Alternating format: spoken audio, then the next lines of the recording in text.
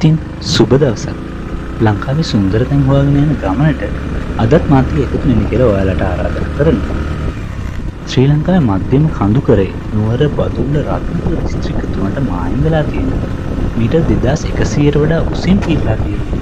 Hotel ගැන ජාතික උද්‍යානය තමයි අද අපේ ගමන. සිසිල් සුළඟක් මැද්දෙන් වලාකුළු හරහා දිවෙන මිහිමත සුන්දර තිවුලක් නවන්න සමත්කම් පාන සීතල හෝටල් තැන. ලංකාවේ වටිනාකම මොනවට ඉස්මතු කරන්න පුළුවන් වටිනා නිදානයක් කිව්ව මං නිවැරදි. හෝටල් තැන. හෝටල් තැන ජෛව විවිධත්වයෙන් පිරුණු තෙත් තැනතරාවේ. පොළොව මත පිටින් ගලාගෙන එන පුංචි පුංචි දිය කඩිති සිටිජේවක් පෙන් මිනියා තල්මින් නිලින රජයන හිරුගේ ආලෝකයේ පවා තුනී කරන අරුණ පුදුම භූමියක් කිව්වට කමක් නෑ කියලායි මම හිතන්නේ. ඉතින් අද අපේ ගමන පටන් ගන්නේ නුවරඑළිය. ගමන් මාර්ගය විදිහට තෝරගත්තේ සුන්දර අඹේවැල ගොවිපළ හරහා දිවෙන පට්ටිපොළ මාර්ගය. නුවරඑළිය ටවුන් එකෙන් නානුව මාර්ගය දිගේ ආවම බ්ලැක්පූල් හන්දිය හම්බෙනවා. එතන ඉඳලා පට්ටිපොළට කිලෝමීටර් 17ක්. හෝටන් තැනට කිලෝමීටර් 27ක් තියෙනවා. මේ මාර්ගයේදී අපිට අඹේවැල ස්ටේෂන් එක, අඹේවැල නිව්සීලන්ඩ් ෆාම් එක, අයිලන්ඩ් කිරි ෆැක්ටරිය, ස්ට්‍රෝබෙරි ෆාම්, ඒ වගේම පට්ටිපොළ ස්ටේෂන් එකත් හම්බෙනවා. ඒ වගේම මේ දැන් අපි පසු කරගෙන යන කන්දේල ජලාශයත් මේ මාර්ගයේ හම්බෙන සුන්දර සම්දිස්ථානයක්.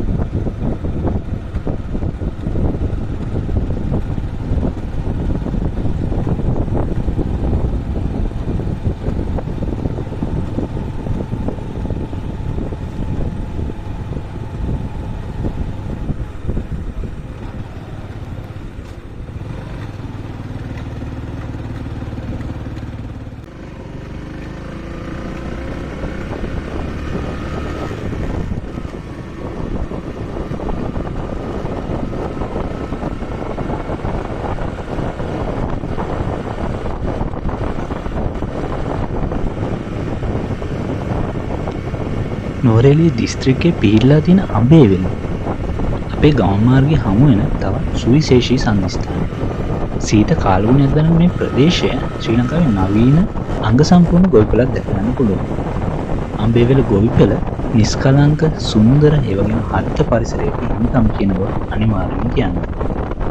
ප්‍රධාන වශයෙන් ගවයන් සුදුසු වාතාවරණය ලබා දීමට කිරිවල නිෂ්පාදනවල ගුණාත්මක බව ඉහළනම් වලට මේ ප්‍රදේශයේ දේශගුණික තත්ත්වය ඉහළින් බලපානවා. ඉතින් මේ පාර යනකොට මාරම ලස්සනක් තමයි තියෙන්නේ. ඒ වගේම ගොවිපළ තුළ පිහිටලා තියෙන සුළංවිදුලි බලාගාරය අමුතුම ලස්සනක් තමයි ගෙනෙන්නේ.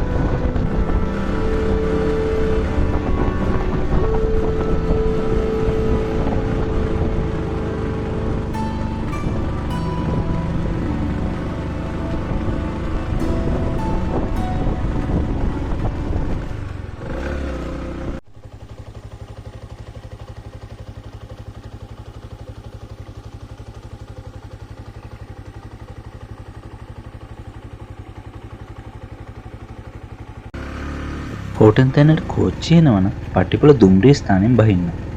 එතනල කිලෝමීටර් 10ක වගේ දුරක් හෝටන් තැනට තියෙනවා. එතනදලා හෝටන් තැනට යන්න වලට වාහනයක් හොයාගන්න වෙනවා. එහෙම නැත්තම් පයින් යන්න පුළුවන්. පයින් යන එකත් අමුතුම අත්දැකීමක් වේ. පට්ටිපොළ පහු කරාම අපිට පරිසරයේ මාරුම ලක්ෂණක් තියෙනවා. කඳුකර වනාන්තරවලට ආවේනික වෙච්ච ශාකහා සත්ත්ව ප්‍රජාව විශාල වශයෙන් දැකගන්න පුළුවන්. සිසිල් කාලගුණයක් තියෙන හින්දා මම මහන්සිය ලොකුවට දැනෙන්නේ නැහැ. ඒ වුණාට හෝටන් තැන්න දක්වා දිවෙන මාර්ගයේ සෑහෙන ලොකු කන්දක් එක තමයි තියෙන්නේ.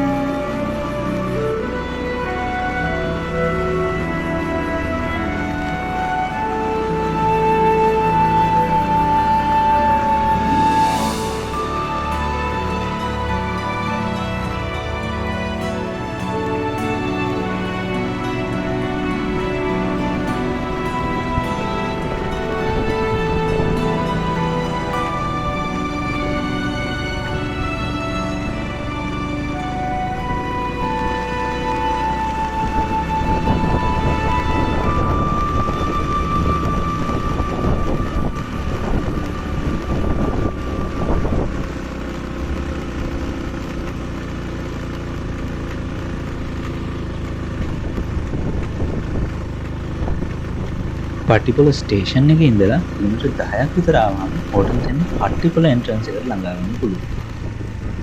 එතනින් ටිකට් එකක් මිලදී ගන්න ඕනේ. එක්කෙනෙක්ට 150යි. සර්විස් චාර්ජ් එක රුපියල් 400ක් වගේ වෙනවා. ඒ වගේම ටිකට් එකේ මුළු මුදලට වැට් එක 118ක් එකතු වෙනවා.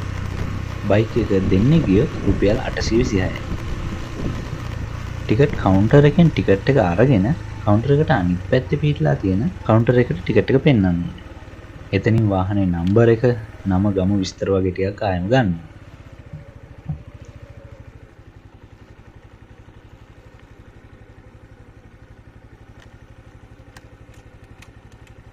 බයි.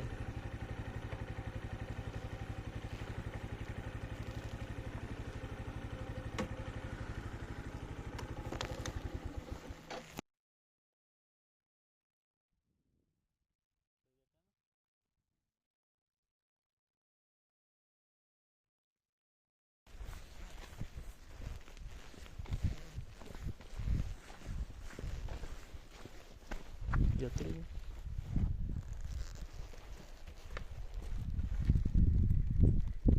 Arang. Hah?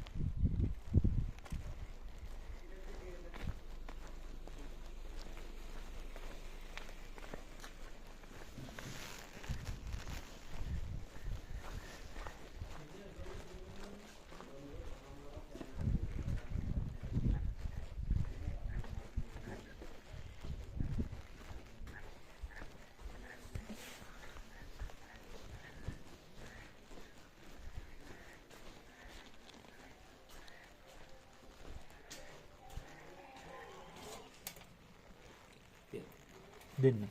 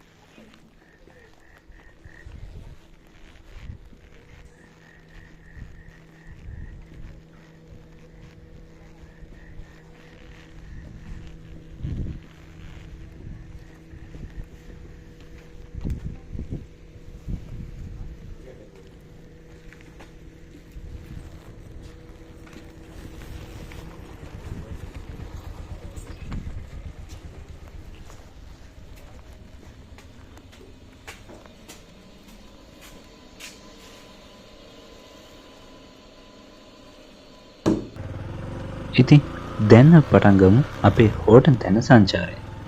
හෝටන් තැන්නේ කොටි හොයාගෙන යන අපේ ගම.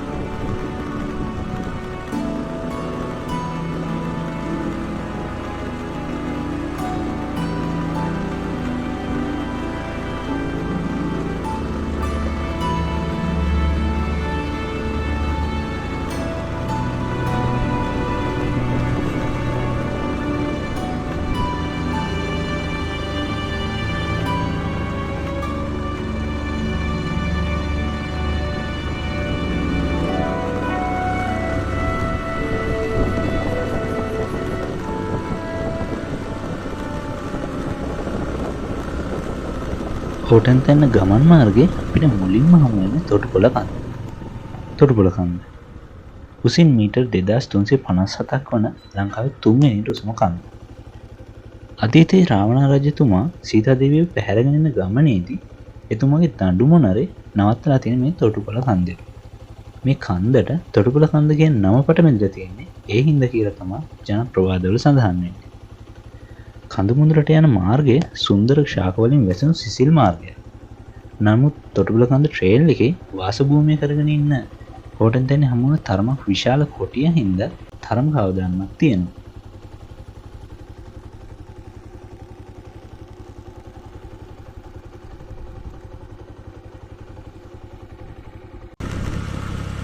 හෝටන් තැන්නට ප්‍රධාන වශයෙන් ප්‍රවේශ මාර්ග 4ක් තියෙනවා.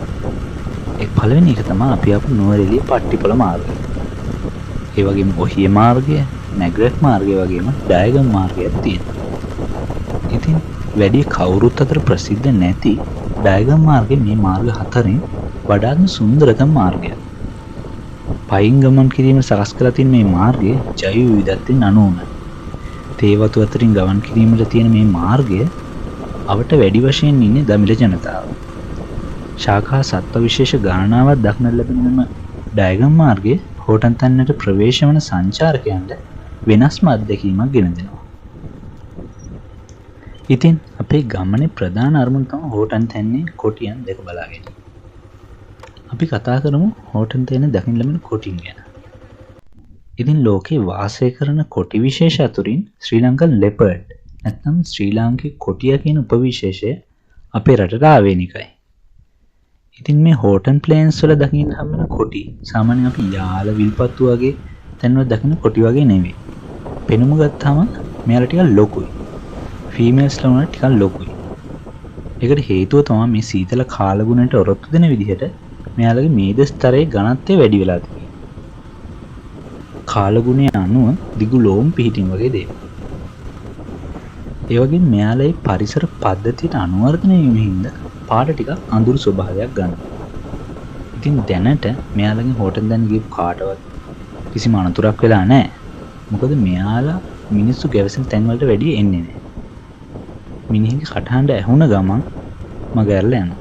ඉතින් මෙයාලා ඉන්නවා කියන අඳුරගන්න අපිට හොඳම සාක්ෂි තමයි ගෝනා වඳුරා ලේන වගේ සත්තුන්ගේ කෑ ගැසීම. මොකද මේ වගේ සත්තු කොටියෙක් ලං වෙනකොට කෑ ගහනවා. ඒ හින්දා අපිට මෙයාලගෙන් කොටියෙක් ළඟ ඉන්නවද කියලා අඳුරගන්න පුළුවන්. ඉතින් හෝටන් තැන්න පුරාම කොටින්ගෙන් ප්‍රවේශම් වන්න කියලා බෝඩ් ගහලා තියෙනවා. ඔයාලා දැන් දකින්න ඇති. ඉතින් මම් පෙතේදී කොටියෙක් හම්බුනොත් මොනවද ඔයාලා කරන්නේ? ඒ වගේම කරන්න ඕනේ නැත්තේ. මුලින්ම දුවන්න හොඳ නැහැ. කලබල වෙන්න හොඳ නැහැ. කොටියට පිටුපා හැරෙන්නත් එපා. කොටියගේ ගමන්ම හරස් කරන්න එපා. පසුබැස යන්න නොහැකි තැනකට කොටු වෙන්න එපා. ඒ වගේම කොටියාගෙන් ඇස් ඉවතට නොගෙන පසුපසට ගමන් කරන්න. ඔබේ විශාලත්වය වැඩි කරපෙනන්න. කොහොමද මෙහෙම පෙන්වන්නේ? ඔයා කබායක් ඇඳලා ඉන්නවා ඒක එසවීමෙන් යන දෑත් එසවීමෙන් ඒ කරන්න පුළුවන්. මම තනියෙන් යන්න එපා. කණ්ඩායමක් විදියට නැඳී සිටීමෙන් කොටියාගෙන් ප්‍රවේශම් වෙන්න පුළුවන්. ඒ වගේම හඬ නගා කතා කිරීමෙන් ඔබ සිටින බව ඉදිරියේ කොටියෙක් ඉන්නවා නම් එයාට දැනෙන්න හරින්න පුළුවන්. මේ වගේ දේවල් කරොත් ඔබට මේ හෝටන් දැන සුන්දරත්වය අනතුරකින් තොරව දෙක බලා ගන්න පුළුවන්.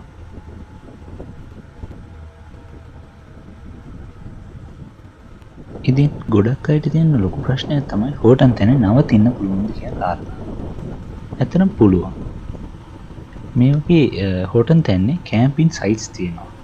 ඒකට වෙනම මුදලක් ගෙවලා බුක් කරගන්න ඕන. ඒ වගේම මහා එළිය බංගලාව තියෙනවා. මේක වනජීවි දෙපාර්තමේන්තුව මගින් පාලනය වෙන එකක්. ඒකත් ඔයාලට බුක් කරගන්න පුළුවන්.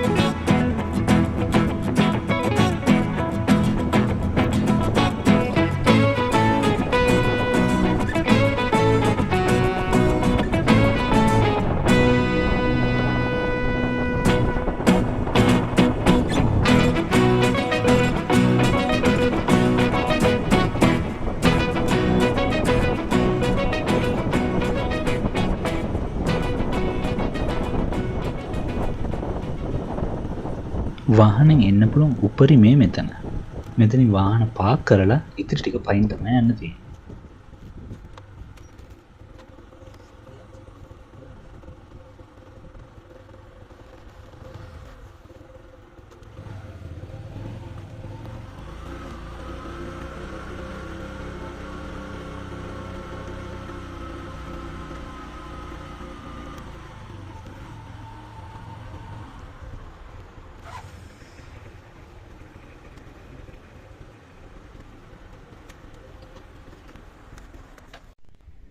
මේ තමා හෝටන් තැන්නේ ශාකා සත්තු විශේෂ ගැන සඳහන් වෙන කෞතුකාගාරය.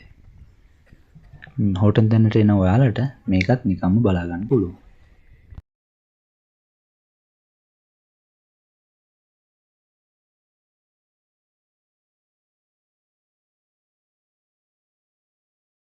පයින් ගමන පටන් ගන්න කලින්ම අපේ ටිකට්ස් චෙක් කරලා අපි ගෙනියන පොලිතින් හැම එකක්ම යාලා ගන්නවා. මෙතනින් එහාට පොලිතින් එකක්වත් ගෙනියන්න බෑ. ඇත්තට මේක හොඳ තීරණයක්. පොලිතින් බෑග් වල ගෙනියන හැමදේම බ්‍රවුන් පේපර් බෑග් වලට දාලා දෙනවා. බේකර්ස් ෆෝල්ස් වර්ල්ඩ්ස් ඇන්ඩ් ට්‍රයල් එක යනවා නම් ඔයාලා මෙතෙන්ට හරියටම 2:00 වෙන්න කලින් එන්න ඕනේ. පැය 3-4ක් ගත වෙන ගමනක් හින්දා 2:00 පස්සේ එන කාටවත් මෙතනින් එහාට යන්න දෙන්නේ නැහැ. හෝටන් තැන්න ගමනේදී තොටුපොළ කන්ද වගේම අපිට හමු වුණ තවත් ප්‍රධාන කඳුකරයක් තමයි කිරිගල් පොත්ත කියන්නේ. මුහුදු මට්ටමේ ඉඳලා මීටර් 2388ක් උස මේ කිරිගල් පොත්ත කන්ද ලංකාවේ දෙවැනියටම උසම කන්ද විදිහට සැලකෙනවා. මීදුමෙන් ගිරගත් පර්වත මැදින් විද්‍යාත්මක වටිනාකමකින් පිරුණු ශාක රැසකට උරුමකම් කියන මේ කිරිගල් පොත්ත කන්ද තරණය කිරීම ඔයාලා ලබා ගන්න ඕනෙම අත්දැකීමක්. අතීතයේ මේක යක්ෂයන්ගේ භක්තියට ලක්වූ ස්ථානයක් විදිහට පැවතුනා කියලා ජන ප්‍රවාදවල සඳහන් වෙනවා. කිරිගල් පොත්ත කන්දට ඇයි මේ විදිහට නම් වෙట్లా තියෙන්නේ? කන්දේ එක පැත්තක පිරි ගලට අවුව වැටෙනකොට ඒක දිලිසෙනවා. කිරි පාටට දිලිසෙන හින්දා මේ කන්දට කිරිගල් පොත්ත කියලා නම ලැබුණා කියලා තමයි අපිට දැනගන්න හම්බුනේ.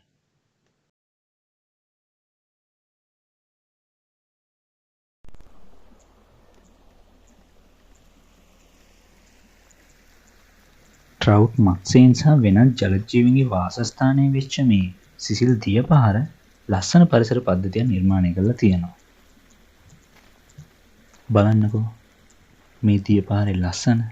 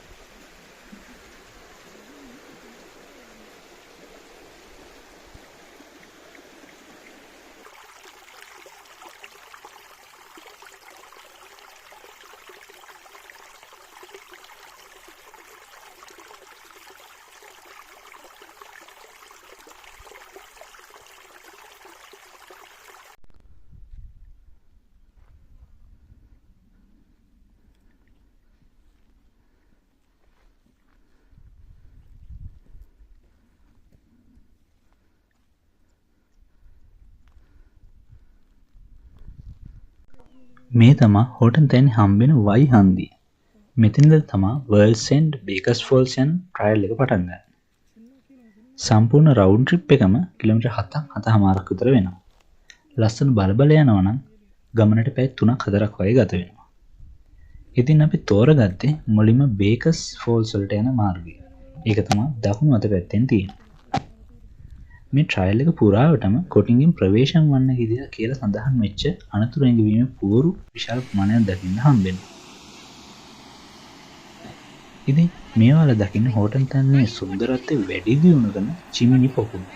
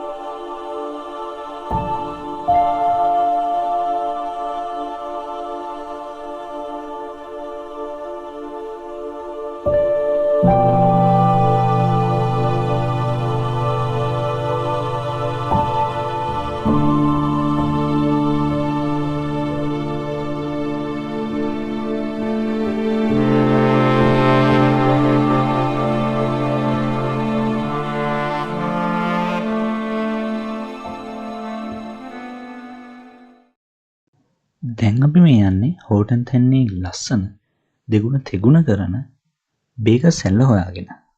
මේ වගේ පඩි පෙළක් ඔස්සේ බැහැලා තමා අපිට බේකස් ෆෝල්ස් වලට යන්න තියෙන්නේ. බේකස් සැල්ල. බෙලියුල් හොයේ අතුගංගාවකින් පටන් ගන්න මේ දිය ඇල්ල හෝටන් තැන ජාතික උද්‍යාන උද්‍යානයේ තමයි පිහිටලා තියෙන්නේ. දිය ඇල්ලේ සමස්ත උස මීටර් 20ක් පමණ තමයි වෙන්නේ.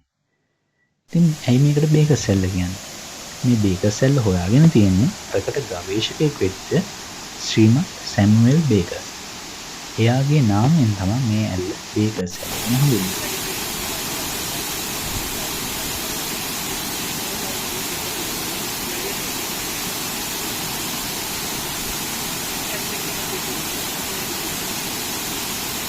ඉතින් බේකස් සැල්ලට ගිහින් යන ගමනේදී පුංචි යාළුවෝ දෙන්නෙක් හමු.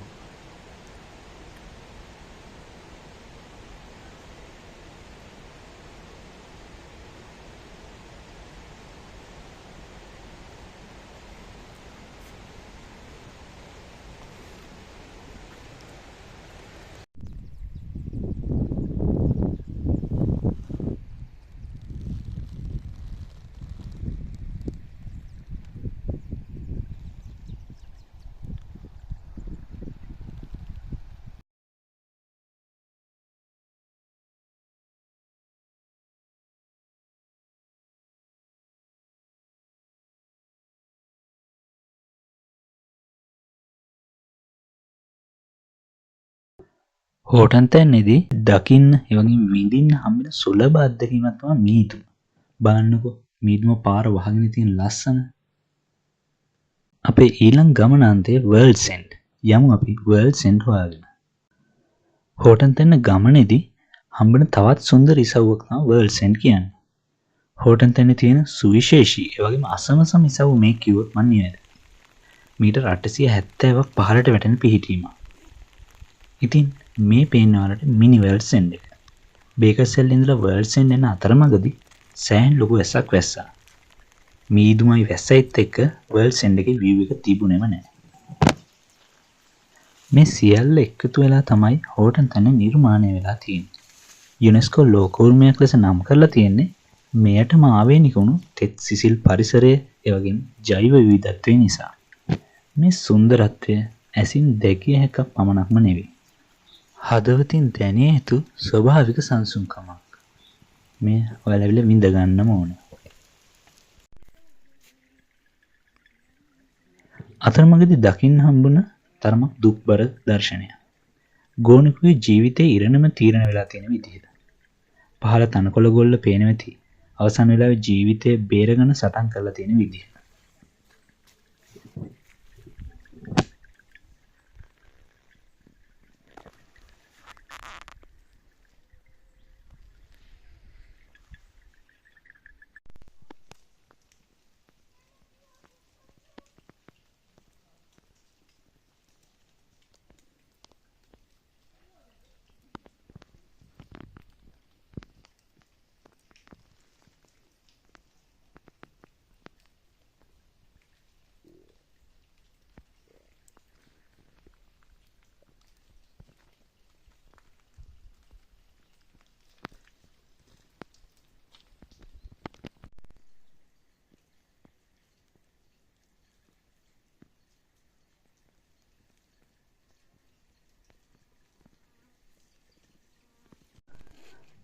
කොටි හිටිය බවට තරමක් පැරණි සලකුණ. දහවලදී මිනිසුන් ගැවසුනාට මේවා ඒ සත්තුන්ගේ නීජ බිම්.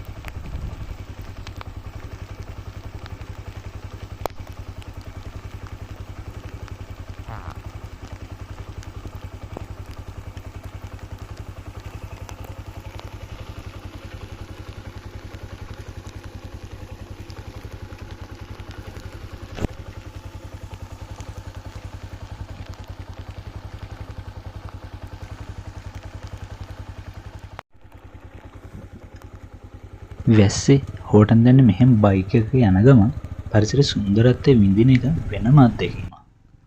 ඉතින් යමු මාත් එක්ක චාරිකාවේ අවසානයට. ඉතින් කනගාටුදායකයි කියන්න. හෝටන් තැන්නේ කොටි දකින්න හම්බුනේ නැහැ.